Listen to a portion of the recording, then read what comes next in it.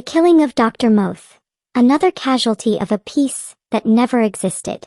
The death of Dr. Moath, a devoted veterinarian and humanitarian, is a devastating reminder that what Israel calls peace is nothing more than a temporary pause before the next act of brutality.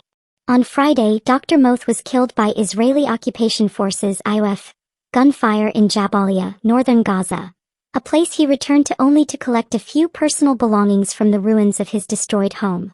He believed, as many Gazans desperately hoped to believe, that the area marked safe on the Israeli-issued map would truly be safe. It wasn't. Dr. Moath was not a fighter nor a political figure. He was a healer, both of people and of animals. As a longtime collaborator with Salala Animal Rescue, the only animal welfare organization still operating in the shattered enclave, he devoted his life to caring for those who had no voice, humans and non-humans alike. His colleagues describe him as gentle, tireless, and deeply compassionate, someone who worked not only to mend bodies, but also to bring a sense of dignity and hope amid relentless destruction. When communication was lost with him on Friday, fear quickly turned into grief. Witnesses reported that anyone who approached the area was immediately targeted. It was later confirmed that Dr. Moath had been among those struck by IOF fire. Another civilian, another soul extinguished under the false pretext of security.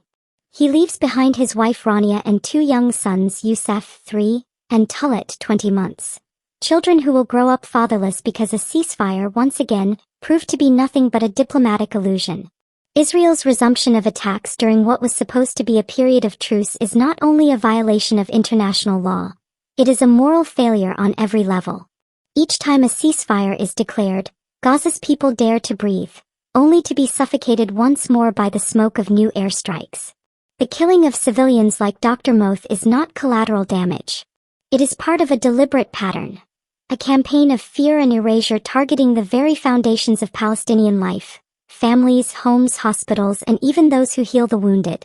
In a world that remains largely silent, Dr. Moath's story demands to be told.